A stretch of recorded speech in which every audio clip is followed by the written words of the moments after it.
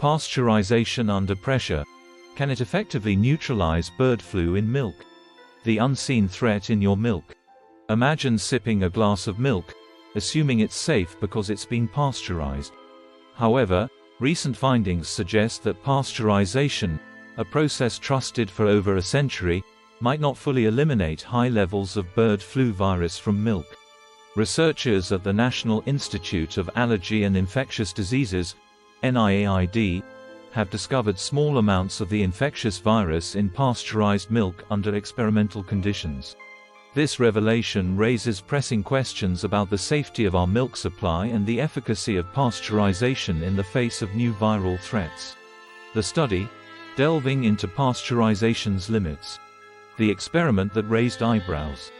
The groundbreaking study, published in the New England Journal of Medicine, tested raw milk samples spiked with high concentrations of the H5N1 bird flu virus. These samples were subjected to standard pasteurization temperatures, 63 degrees Celsius, 145.4 degrees Fahrenheit, and 72 degrees Celsius, 161.6 degrees Fahrenheit, for various durations.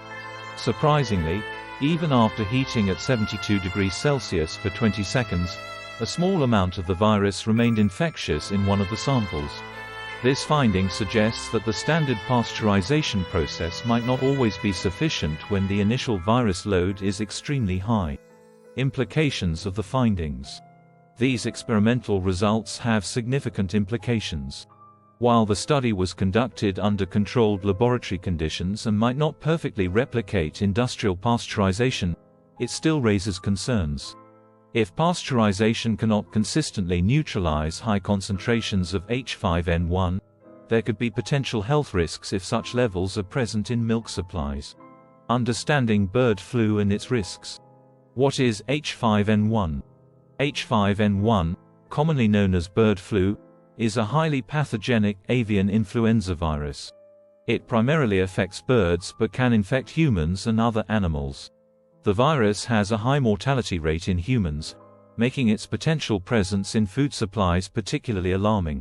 Although human cases are rare, the virus's ability to cause severe illness underscores the importance of ensuring our food safety practices are robust.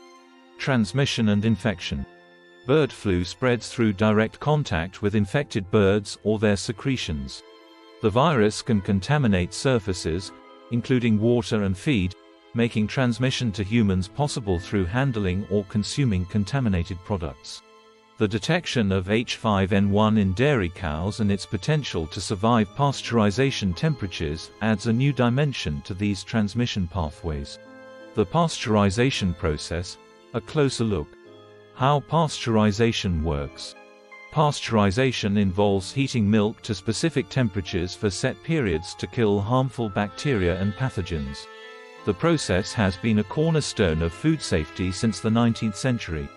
The two common methods are low temperature, long time, LTLT, heating milk to 63 degrees Celsius for 30 minutes.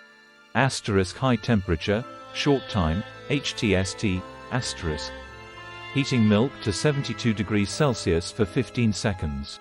These methods are designed to destroy most pathogens without significantly affecting the milk's nutritional value or taste. Limitations revealed by the study. The NIAID study suggests that under certain conditions, even these rigorous standards might not be enough. The persistence of infectious H5N1 after HTST pasteurization, although in small amounts, indicates that extremely high viral loads could overwhelm the process. This revelation prompts a re-evaluation of pasteurization protocols, especially for milk from potentially infected sources. Industry and regulatory responses. Current safety measures. The U.S. Food and Drug Administration, FDA, has long maintained that pasteurized milk is safe to drink. Following the detection of bird flu in U.S. dairy cows, the FDA surveyed retail milk samples and estimated that a fifth contained viral strands. Despite this, the agency reassures that pasteurized milk poses no significant health risk under normal circumstances. Future directions and research.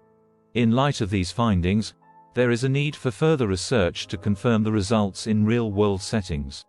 Replicating the study using commercial pasteurization equipment and testing milk from naturally infected cows could provide more definitive answers.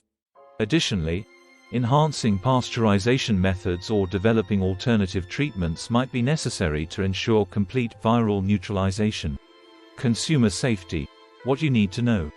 Practical advice for consumers. While the findings are concerning, it is important to understand that they were obtained under experimental conditions. The general public's risk of contracting bird flu from milk remains low. Nonetheless, consumers can take simple precautions to further minimize any potential risk. By pasteurized products. Always choose pasteurized milk and dairy products. Stay informed. Follow updates from health authorities and research institutions. Practice good hygiene. Wash hands thoroughly after handling raw milk or dairy products. The role of public awareness. Raising public awareness about the potential risks and ongoing research is crucial. Transparent communication from health authorities can help maintain consumer confidence and encourage safe practices. Navigating the future of milk safety. The discovery that pasteurization may not fully eliminate high levels of bird flu virus from milk challenges a long-held belief in food safety. While the immediate risk to the public remains low, these findings highlight the need for continuous evaluation and improvement of pasteurization processes. As we navigate these new challenges, staying informed and vigilant is key to ensuring the safety of our food supply. If you found this article informative, please like, comment, share, and subscribe to our channel. Your engagement helps us bring you the latest and most relevant information on health and safety. Stay tuned for more updates and insights.